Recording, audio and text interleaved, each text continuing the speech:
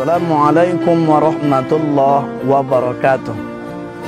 Saudaraku para pecinta dakwah Islam di mana saja Anda berada, di dalam Al-Quran, tepatnya surah Yasin, ada 3 kata yang oleh Allah Subhanahu wa Ta'ala ulang sebanyak 3 kali. Apa dia? Yang pertama, in kanat illa sayhatan wahidatan fa idzahum jami'ul ladaina muhdharun. Di akhir ayat Allah sebut dengan muhdharun. Lalu kemudian yang kedua kata Allah, wa in kullul lamma jami'ul ladaina muhdharun. Lagi-lagi Allah sebutkan muhdharun. Yang ketiga, la yastati'una nasrahum wa hum lahum jundum muhdharun. Muhdharun, muhdharun, muhdharun, sebanyak 3 kali Allah ulang kalimat muhdharun. Lalu muncul pertanyaan buat kita, apa yang dimaksud dengan muhdharun? Muhdharun diambil dari kata hadara, artinya datang. Orang yang datang disebut dia dengan hadirun. Lalu apa beda hadirun dengan muhdharun? Muhdharun memberikan makna dia didatangkan. Mau tak mau, suka tak suka, senang tak senang, dia mesti didatangkan oleh Allah Subhanahu wa Ta'ala. Untuk apa saudaraku? La tus'alunna yawma idzin 'anil na'im. Karena Allah ingin beri soal, Allah beri pertanyaan terhadap dia atas nikmat-nikmat Allah Subhanahu wa Ta'ala. Sungguh banyak nikmat Allah Subhanahu wa Ta'ala. Di antara nikmat di mana Allah Subhanahu wa Ta'ala akan minta pertanggungjawaban di hadapannya, sebagaimana disebutkan oleh baginda Rasulullah sallallahu alaihi wasallam di dalam hadisnya, bersabda Nabi kita, Nabi besar Muhammad sallallahu alaihi wasallam, la tazalu qadama 'abdin yaumal qiyamati hatta yus'alu an arba'ati asya. Suatu hari, di hari kiamat maksudnya, kedua telapak kaki manusia tidak akan sanggup bergeser hatta yus'alu an arba'ati asya, sampai dia akan diminta persoalan tentang 4 perkara. 4 perkara yang umum, tapi ketahuilah saudaraku, telah mencakup seluruh aspek kehidupan manusia. Maka apa dia? Yang pertama, kata Nabi kita, Nabi besar Muhammad sallallahu alaihi wasallam, di antara nikmat yang akan diminta pertanggungjawaban di hadapan Allah adalah wa an umrihi. Dia akan ditanya tentang umurnya, usianya, bahwa umur bukanlah satu jatah gratis tanpa pertanggungjawaban di hadapan Allah.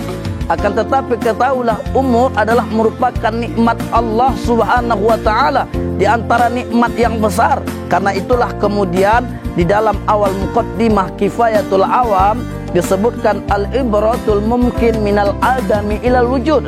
Sesuatu perkara yang awalnya tak ada, lalu kemudian oleh Allah lewat tanah menjadi ada. Sekarang di atas tanah, ujung-ujungnya masuk dia balik ke dalam tanah. Karena itu janganlah sampai kita menjadi orang-orang yang tidak pandai memanfaatkan hidup. Maka hidup bahagia nikmat Allah bukan berarti kita bisa berbuat sesuai dengan apa yang kita kehendaki. Tidak. Karena itulah mengapa malaikat Jibril pernah memberikan pesan kepada baginda Rasulullah. Apa dia kata? Ishma syi'ta fa innaka mayitun. Wahai Muhammad, hiduplah sesuka hatimu, hiduplah semaumu, hiduplah sekehendakmu. Tapi jangan kau lupa wahai Muhammad, ada masanya engkau akan dipanggil oleh Allah Subhanahu wa Ta'ala. Jadi tak bisa kita berbuat sesuai dengan apa yang kita kehendaki saudaraku. Bahwa Allah punya kehendak, manusia punya kehendak. Kehendak Allah, kata Allah dalam Al-Quran, fa'alul lima yurid. Dia berbuat sesuai dengan apa yang dia kehendaki. Maka karena itu pandai-pandailah kita memanfaatkan hidup yang sebentar ini, hidup yang tak lama ini, hidup yang sungguh amat singkat ini.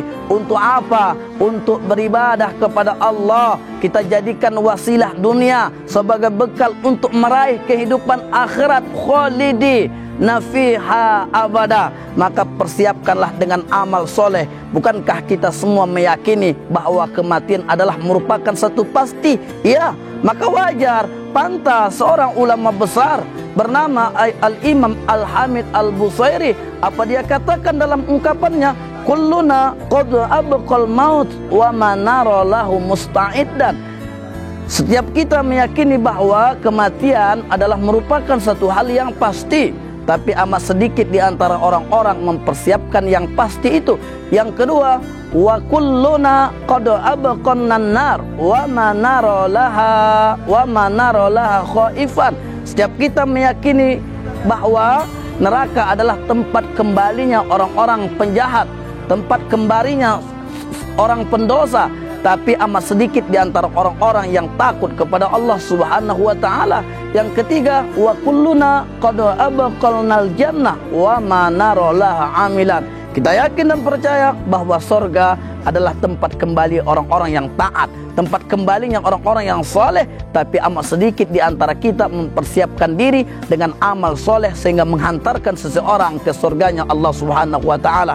Itu yang pertama. Lalu kemudian yang kedua, kata Nabi kita, Nabi besar Muhammad sallallahu alaihi wasallam, wa an jasadihi, engkau akan dipertanyakan tentang organ tubuh kita. Kita punya mata, kita punya telinga, punya kita kaki. Maka untuk apa dipergunakan? Apakah kita pergunakan kepada hal-hal yang positif, kepada hal-hal yang diridhoi oleh Allah Subhanahu wa taala? Maka kata Allah dalam Al-Qur'an, Iqra'ul Qur'an, Iqra' kitabaka kafa binafsika 'alaika yauma hasiba. Maka ayat ini dijelaskan di dalam tafsir Sawi. Penjelasannya dapat kita lihat di dalam tafsir Sawi. Nanti pada hari kiamat manusia akan ditunjukkan amal buruknya. Ini seorang hamba pernah melakukan dosa, mungkin dia pernah mencuri. Bila diminta pertanggungjawaban di pengadilan Allah Subhanahu wa taala, lalu kemudian dia ingin mengingkari itu, maka yang akan menjadi saksinya sebagaimana disebutkan dalam tafsir tersebut adalah kakinya, tangannya, bila dia pernah mencuri yang bukan haknya. Karena itu maka mudah-mudahan kita termasuk orang-orang yang senantiasa memanfaatkan organ tubuh kita untuk beribadah kepada Allah Subhanahu wa taala. Yang ketiga, wa an ilmihi ma amila bihi, dia akan ditanya tentang ilmunya, apakah dia amalkan atau tidak. Bukankah di dalam Islam ilmu, konsep ilmu adalah pengetahuan yang akan membangkitkan rasa takut kepada Allah dan memberikan amal positif pada perbuatan. Kalau hari ini banyak orang yang berilmu, apakah dia punya gelar profesor, doktor, kompor, bocor, sementara ilmunya tidak mendatangkan rasa takut kepada Allah, maka sesungguhnya itu belum dikatakan ilmu dalam Islam, hanya sekedar pengetahuan belaka. Dan yang terakhir, yang keempat, yang akan diminta pertanggungjawaban di hadapan Allah adalah wa'an malihi, dia akan ditanya tentang hartanya.